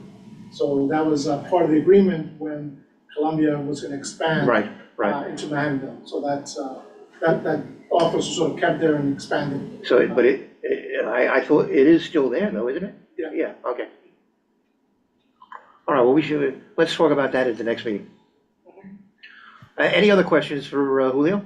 I just want to make a quick remark if I can, Yes. which is that I really appreciate you bringing up the changes to the website issue. I came fully prepared tonight to ask you about that, and just the fact that it was brought up before I had to is great. It's, there's a lot going on with the federal government right now, I know, but it's a very scary time to be an LGBT person in particular, and to be a young trans person especially. So that's a very serious issue, and I just appreciate you bringing it up. Know that it's going to be really important to me as we move forward. So thank you. All right. Well, someone may have asked him a question about it and told him to be prepared to I speak think, about it tonight. Well, I got some crazy text or even from a guy named Steve Simon. Well, good job. I don't remember actually, but okay. Any other questions? Very good. Okay, thank you, Julio. Diego. Diego, are you with us? Good evening. Can you hear me? Yeah, very good, Diego. Diego Quintuna, the Community Affairs Coordinator for the Columbia University Irving Medical Center. But let me tell you, before you begin, I just need to acknowledge, as always we're talking about the medical center, that the medical center lost a very significant figure for who represented an important link between the medical center and the community, Dr. Rafael Lantigua. Lost him because he left the medical center to take a new job, unbelievably, as the Dominican Republic ambassador to Italy. I saw that on Instagram. So Dr. Lantigua has been a longtime friend of this, to this community board. He's been to many of our meetings. He's was an important link in explaining the medical center's programs to people in the community and to fostering an improved relationship between the community and the medical center. And all I can say is we're all going to miss him, and we're hoping that. Maybe he returns, but I think, I don't know that I don't think he's really gonna return. I think he's gonna, this is his next career and I never would have predicted it, but he's now an ambassador to Italy. But I'm sorry, Diego, go ahead. Yeah, so for my report. I'm sorry. Oh, 1 second. What is that? I believe today he was with Mark Rubio Oh, no, It really? was in the Dominican Republic. Oh, okay. Gabriel was, was there today. Okay, oh, And Ralphie's there because he's getting his documents ready to, diplomatic passport and all that. So he was with Rubio today. with our new Secretary of State. All right, well, I feel sorry for him on that count. Exactly. Okay, but I'm sorry, Diego, we're back to you. Yeah, yes. All right. Good evening, everyone. So to start off, I want to just briefly go through some recent research from the medical center. So there was a study that finds slowing of age-related declines in older adults. So this study was by researchers at the Robert N. Butler Columbia Aging Center at the London School of Public Health, which reveals significant improvements in the health of older adults in England compared to previous generations. They're using data from the English longitudinal study of aging. Older adults today experience higher levels of physical and mental functioning. And then another research study was HIV is linked to greater risk of triple negative breast cancer. So, Columbia researchers at the Herbert Irvin Comprehensive Cancer Center have found that breast cancer patients who are HIV positive are 40% more likely to have triple negative cancer, the most aggressive subtype, than patients without HIV. So, this study involved about 3,000 women with breast cancer living in South Africa. New AI predicts inner workings of cells. So, other researchers at Columbia University, Vagelos College of Physicians, and surgeons, they're using a new artificial intelligence method, which they were able to predict the activity of genes within any human cell, revealing the cell's inner mechanism. So, the system could transform the way scientists work to understand everything from cancer to other genetic diseases.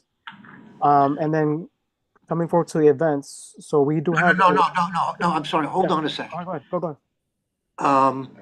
This last thing you mentioned sounds like it's incredibly significant.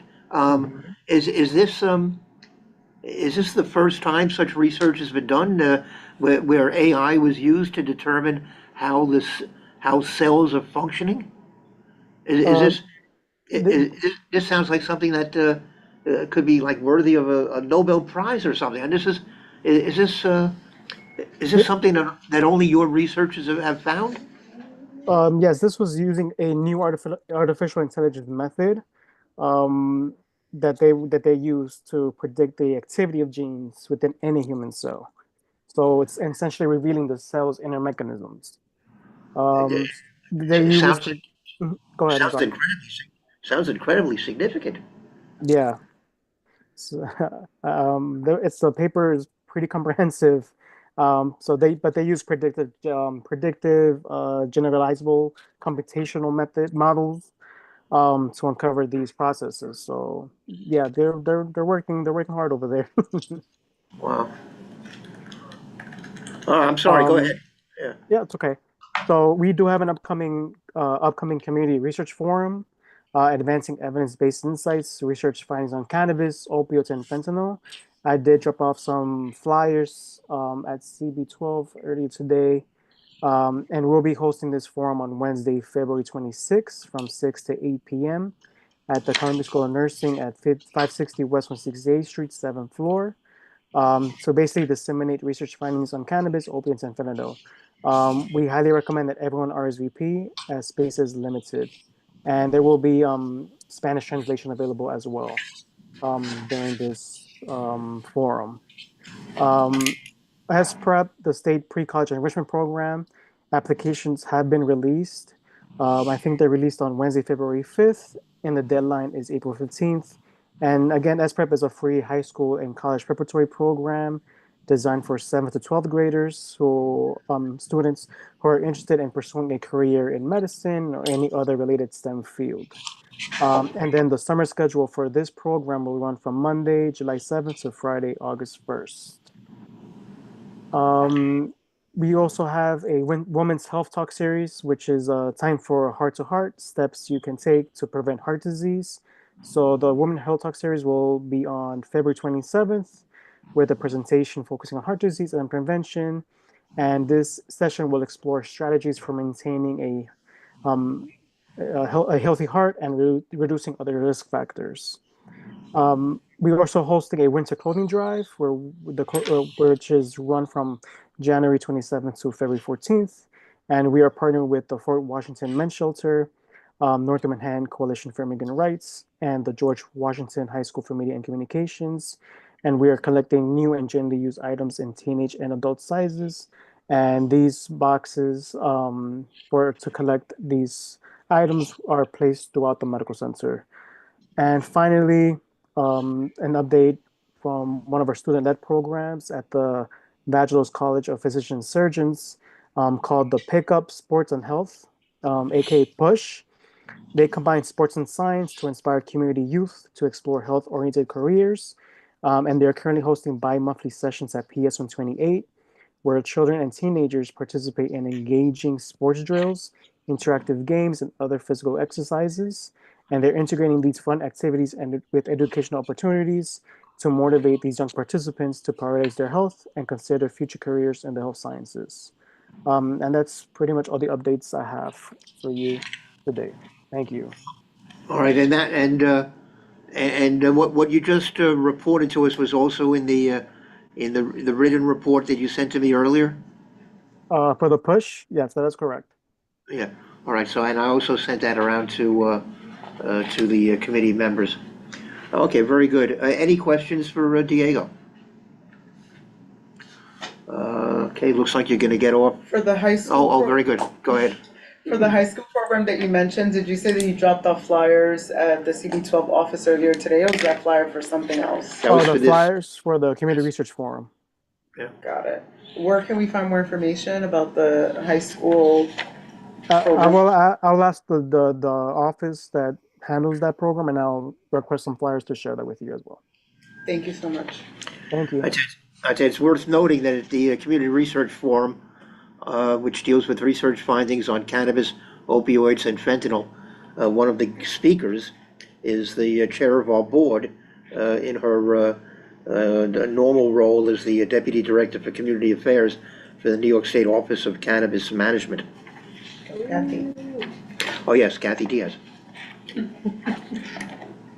Okay. All right, thank you, Diego. Thank you. Diane. Good evening. Diane Ashley, hold it. I got the wrong title on the agenda again. Oh, I'll introduce myself. How's that? Yeah, okay, good, because I'm not doing a good job of it. Good evening. I'm Diane Ashley, and I'm Chief Marketing and Communications Officer for MJHS Health System and Isabella. And I'm here to report on Isabella this evening and several other activities that are going on. Consistent with the data that was shared, we did see a spike in activity this as of today. We do have 2 residents who are positive for COVID. They are on mandated temporary isolation. No residents have gone to the hospital for COVID, but we have 2. And we also have 2 residents who currently have the flu. So we have seen a spike there, one with RSV. We are currently implementing a new wellness incentive program. I know you guys have asked before why we don't have higher vaccination rates, and it's somewhat trying to convince people to get vaccinated or their loved ones get vaccinated. So we are now offering incentives to residents for every vaccine that they get for COVID, for flu, and for pneumococcal pneumonia. So we are currently offering this new incentive program. We started about a week ago, and we are hopeful that it will encourage people to look out for their good health and be rewarded for doing that. Hopefully that will make a difference, and we'll see some of the vaccination rates go up. Also last week, we opened a new community office for Elder Plan Home First. Elder Plan is our Medicare Advantage plans for older adults and adults with disabilities. And the office is at 564 West 181st Street. It's a resource for our plan members or prospective plan members who have questions about plan coverage, how to access benefits, help accessing their benefits. So hopefully that will also help people get greater access to care in the community. And that So is that was 564 West 100 181st? West 181st Street. 564. So It's just off Audubon, between St. Nicholas and Audubon. Yeah. Oh, okay. And that's a Medicare Advantage plan?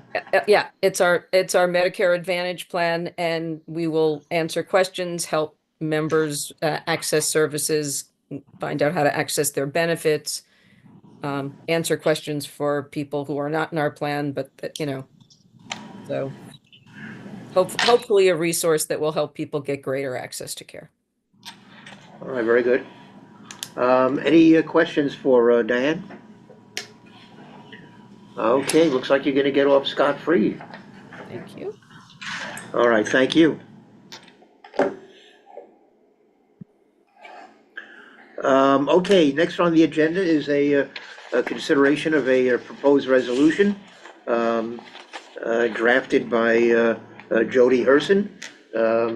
I did some editing to it, I must admit, but this is the result of a prior discussion we had in one of our meetings about what some of us felt were some problems with the city's the rollout of the composting program. But let me just ask Jody, I have a couple of questions. I mean, right now, I mean, in the third whereas refers to residential buildings with more than 4 units. Oh, yeah, okay. Yeah. So all residential buildings basically right now with more than 4 units must provide the labeled composting bins. Right. It's the one, okay, how did I, okay, so that should be clear.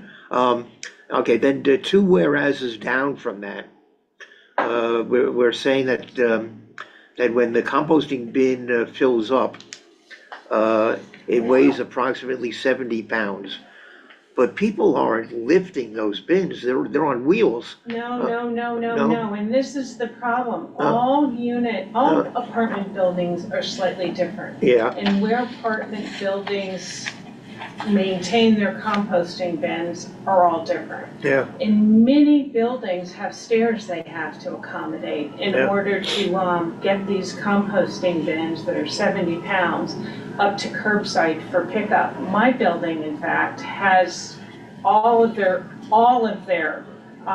garbage, recycling, and composting bins are all on one level, and you have to take an entire flight of stairs to get to curbside. But I see. Okay, but the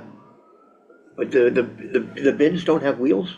I thought they had wheels. The bins have wheels, but in some cases, if you have to do an entire flight of stairs, you need to be able to carry. And Right. I did notice when I was cruising around Manhattan that buildings have half the size.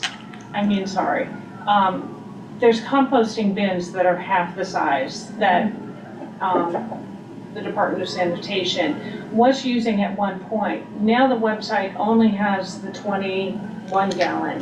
Right.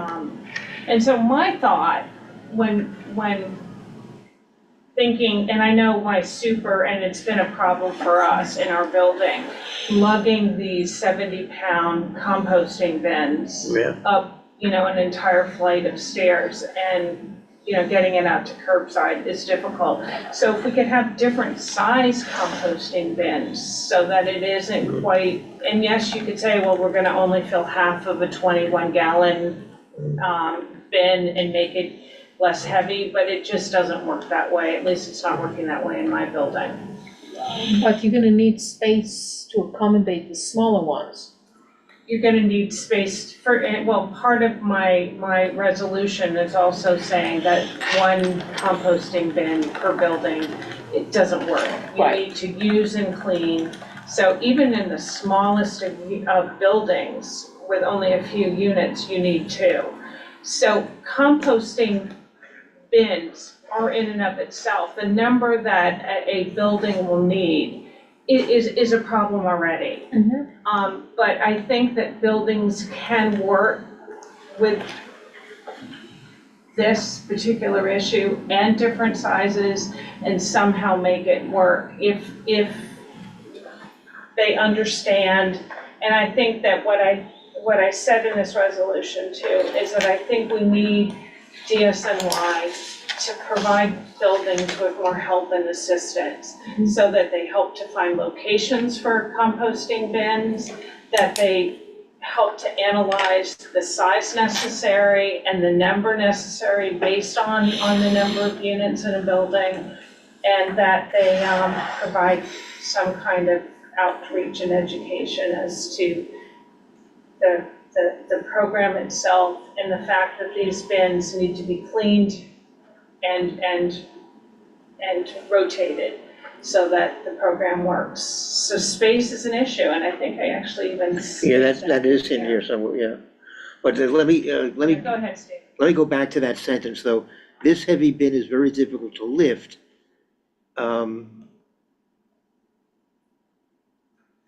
So I just want to slightly change that sentence to say, is very difficult to lift and may have to be carried to a curbside location. Very difficult to lift. And may have to be, because that's not necessarily the case in every building. Yeah, okay, now let me go to that last thought you mentioned about how they have to be rotated so that they can be cleaned. It's down here. Yeah, it's two whereases down. So I don't know, I mean, it's gonna be a problem, I think, to get them to agree to additional bins to begin with. But then to say that they have to be rotated, I mean, why can't why can't they just be cleaned out right after they're emptied when they're collected? I mean, do they need another, do they really? Well, you have bins up on the curb. Yeah. Waiting to be. Right. Collected. Right. I think go out maybe the night before. I don't know Yeah, exactly how right. that works. Yeah, I the night haven't before. really paid that much attention. They sit out there. Right. And people are still bringing composting down. No, so you have to have need another bins bin. that are clean, Right, ready to right. have composting dumped into them while Right. your composting bins are out on the curb. So you really do need we do at least. I have a 36 unit building. We have 4 composting bins and we have to rotate them. Well, bins are out, we have 2 out on the sidewalk on any given week and Okay. 2. Okay, but they're not being rotated because 1 or 2 of them is like out of commission because it's being cleaned. It's because it's in use out on the curb, right? Good point, All right. but. All right, so I just wanna, play with that What did language. I say? Composting bins must be rotated to allow for use in cleaning. Yeah, Maybe buildings, buildings need at least 2 bins to allow it, and just remove the top. Just remove composting bins must be rotated for allow for use in cleaning, and just buildings need at least 2 buildings to allow for use in cleaning.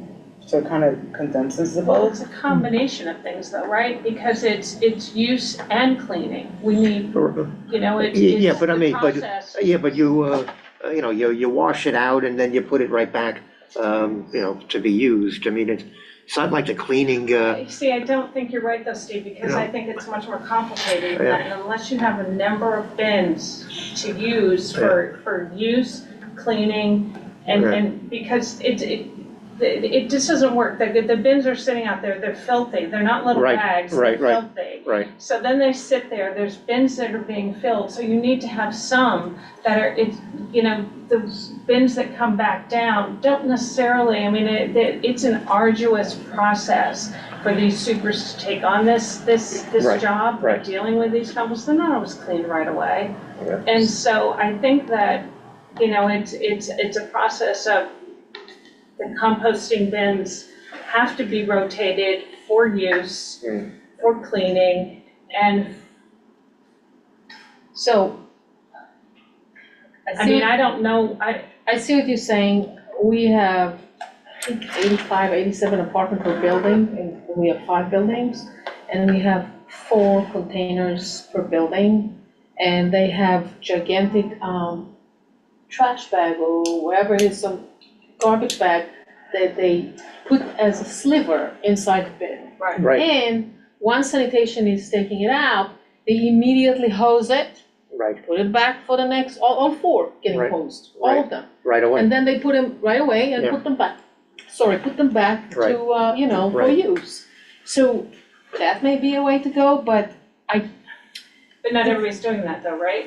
And matter of fact, I have a friend who, you know, the building is not complying very well. She puts her composting in the bin and it sits for a couple of weeks. And the actual outside of the composting bin is covered in maggots.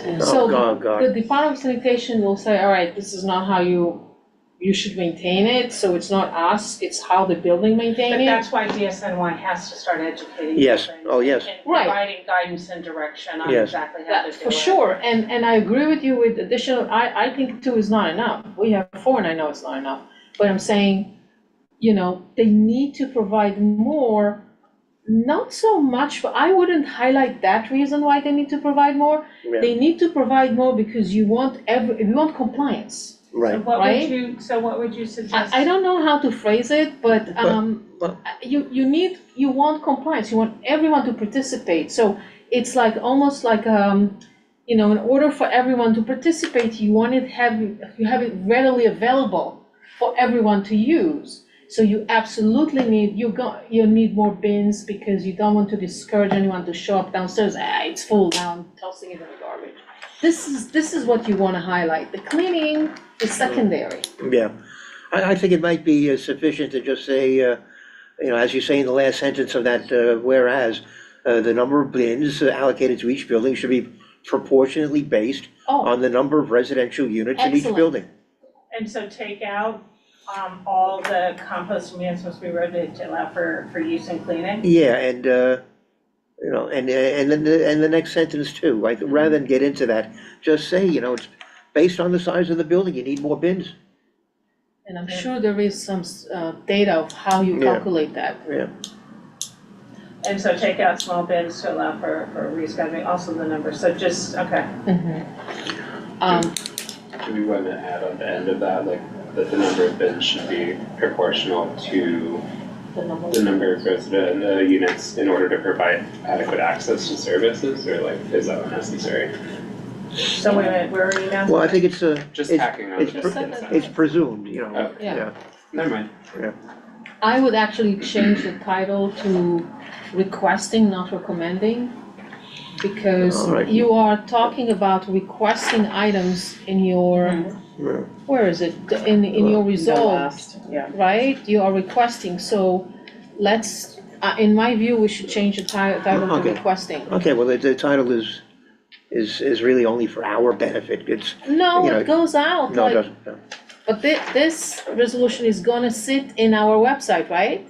I agree. Well, yeah, I mean, we can add it, but, Okay, we but, are requesting to, okay, okay. do you have anything else? Do you have, I have something.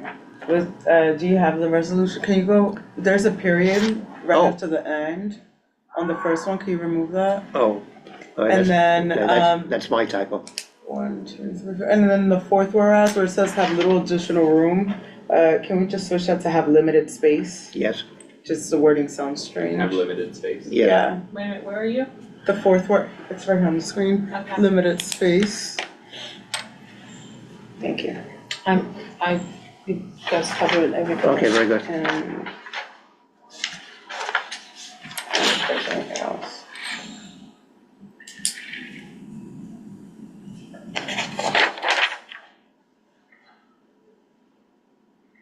Do you think the resolution is rather aggressive to say free of charge? No, No? No, well, you want it to be free because you want, again, we're going to, if you want compliance, this is Yeah. what you need to do. I don't think it's unfair to say that Yeah. if we're gonna make this I mean, I a agree with mandatory you, but- program, we need to make it as accessible as possible. Right. I agree, I mean, I Right, totally I know, agree. I know. That's what I We're all meant, on but the I same just page. also think it's very aggressive and when we, well, Let's be aggressive. they already provided the free bins, right? So it should just continue to do the same, you know, and I don't know, maybe at some point they have to revise or take another look at how many additional bins we need in addition to what we're requesting here. You know, because then you don't wanna be in a situation, oh, this one was broken, the other one was stolen, you know? So this should be an ongoing, did I get it wrong? I think it should be ongoing program where that has to be revisited by the sanitation department ongoing. Yes, but I would also those- think, at least in the beginning, I think you want to provide an incentive as to why people should participate, and one way is to give Right. them free bins. Right, yeah. I mean, you know, maybe that's, you know, when the bin gets scratched up or ruined or, you know, Stolen? or stolen, then it's not the, you know, then it becomes the property owner's obligation. But at least in the beginning, I think, you know, it would make sense to try to offer these bins to people free of charge. Since we wanna be aggressive, can we, are you guys open to urging them? So in the first resolve and second, Community Board 12 urges DSNY as opposed to calls upon. Okay. Urges is a good word. Yeah. On the first resolve and second. Yeah. Yeah. All right, anything else? All right, is, Good job, Jody. yes, Jody? Is there a Let's see if it works. is there a motion? Motion. Second. Second. Well, I don't know what the motion is. Motion to vote on the resolution proposed by Jody. Oh, well, that's one way to phrase it. Okay, okay, so the motion is made by Ms. Guzman and Yes. is seconded by Ms. Paulino? Yes. Okay, and all those in favor, please indicate by raising your hands. I see maybe 7 hands. That means none of the committee members are opposed, and none of them are abstaining. There is a member of the public in the room. Does the member of the public wish to vote and support this resolution? Sure, yes. Okay, very good. But you gotta do. Oh, I'm sorry. Oh, that's- Are there anyone Has anybody? No one's online. No one's online. Is there, we have no, Participants? no general, no They fell regular? asleep. Oh, God, everybody's gone. Some other board members. Oh, what a shame. Okay, Wait, I have one more thing. yeah, right. Okay, very good. All right, very good. Thank you, Jody. I have some. No, it's just, Oh, what's that? What? it also helps fight the city's red reputation. I don't know one thing about fighting. Can we just put, What? it also helps reduce. Abate the city's rat problem. Yeah. Where are you? On the second, whereas, It helps instead. fight the cities, Oh. we either put like helps reduce. Oh, or I like reduce. what- I like how Helps Heidi said. abate those cities' Rat rat problem, yeah, one of those. Okay, well, very Fight just good. sounds funny, I'm thinking. Okay, like, very good. Okay, abate. We're gonna fight the rats. Okay. Oh, God, thank you for that wonderful image. Okay, we're in what we call old business. Under old business, still no updated statistics on the street and sidewalk cleanliness ratings. On recycling, the latest report is for October of 2024. Shows the diversion rate in our district was 15.7%. Somewhat below where it was a year before at 16.5%. So that's a bit disappointing, that we're not really improving on recycling, but in fact went down from year to year.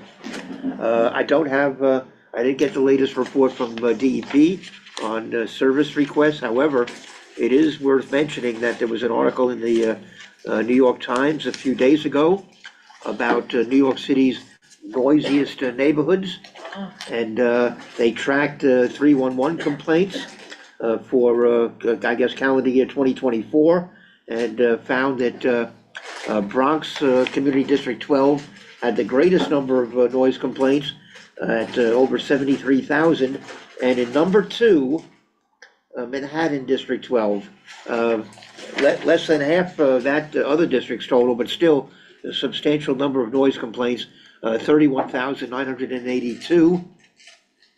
A third of which were classified as street, sidewalk noise.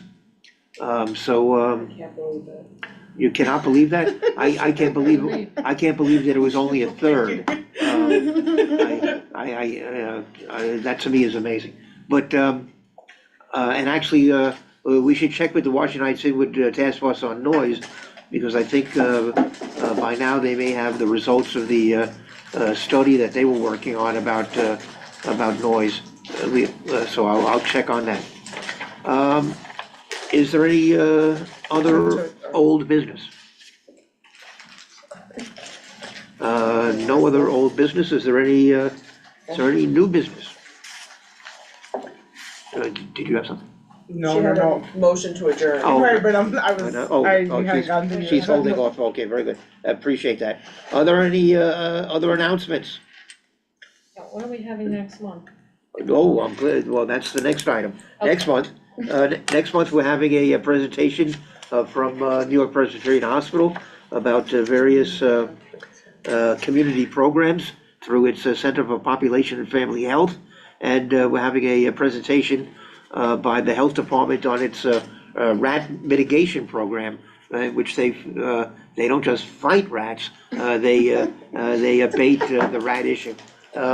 So that's what we have lined up for March.